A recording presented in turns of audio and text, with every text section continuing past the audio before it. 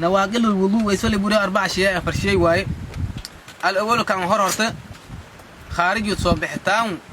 من أحد السبيلين لما دي جيت أو قبولك أو مالي نجيده دبور كان نجيده ولا حكوا بحان يا ويسي بوري أسلح waa saraakiil iyo askar ka tirsan ciidanka xoogga dalka waxa ay raacanayaan waa duruus diini ah waqtigooda ayay u qaybiyeen labo difaaca diinta dalka iyo dadka iyo raacashada cilmiga diiniga ah iyo maadiga waxa ay joogaan difaaca hore ee dagaalka shaqada ay ku jiraan ee difaaca diinta dalka iyo dadka kama ayna reebin inay waxbarashadooda wataan ayagoo ku jira jiidda hore ee dagaalka isla markaana ay kula jiraan maleeshiyaadka gobolkoodu dhacay ee khawaarijta al-shabaab kuwan waa qaar ka mid ah saraakiil iyo ciidan ka tirsan ururka 48aad guutada 10aad qaybta 43aad ee magaalada Buurdhuubo waxa ay u fadhiyaan waa raacashada kitaabada diiniga ah iyo axaadiista rasuulkeena calayhi salaatu wasalaam waxa ay la dagaalamayaan waa laba cadow oo naftooda iyo guud ahaan ummadda Soomaaliyeed halis ku ah waa jahliga iyo khawaarijta al-shabaab mid waliba oo ka mid ah ciidankaana waa uu ku faraxsan yahay kuna qanacsan yahay in uu la dagaalamo labadaas halisood ee halista ku ah guud ahaan ummadda Soomaaliyeed maleeshiyaadka gobolkoodu dhacay ee ugus iyo jahliga ayay u diyaarsan yihiin inay ka ciribtiraan gayiga ay Soomaalidu degto labadooda gacmood ayay ugu talagaleen in mid lagu laayo khawaarijta ka been sheegtay diinteena xumaanta ka nasahan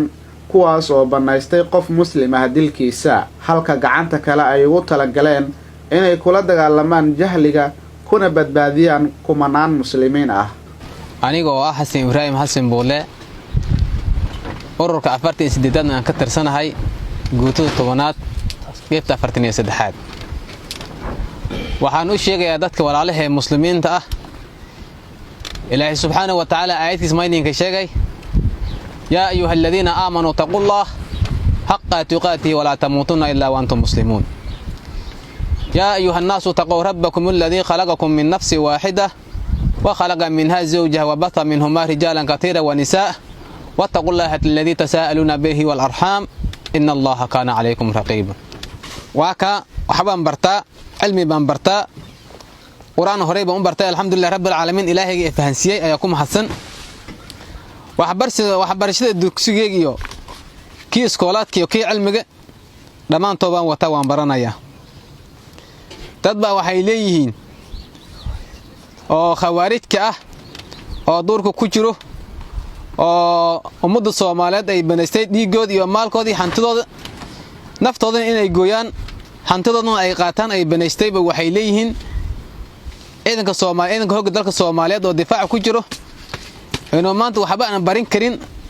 waxaan aan akhrisin karin oo waxba aan fahmi karin kulli waa u jeedaan waad arkaysaan nimankaas horta waa niman khawaarij ah oo Ilaahay ka furtay diin aan lahayn waxaan ku sheegayaa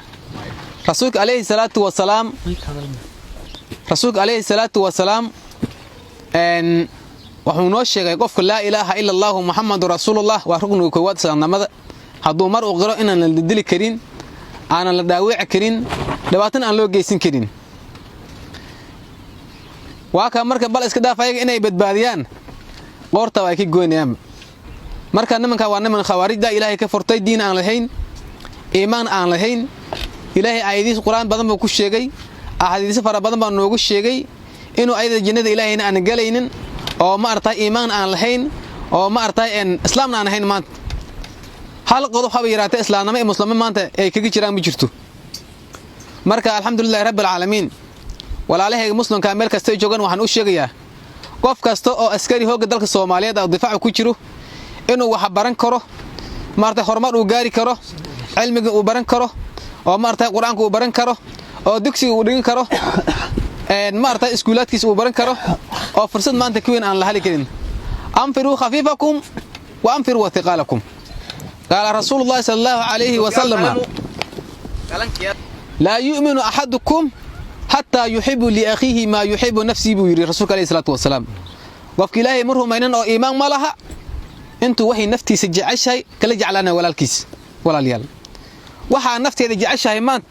waxa way inaad wax barataan oo cilmiga aad barataan oo quraanka aad barataan oo dugsiga iskuuladka aad barataan oo horumar ay gaartaan mid diin iyo mid maadiba inaad barataan oo maanta fursad gaali aad u haystaan. Cabdullaahi Macruuf, warbaahinta codka ciidamada qalabka sida degmada Buurdhuuba ee gobolka Gedo.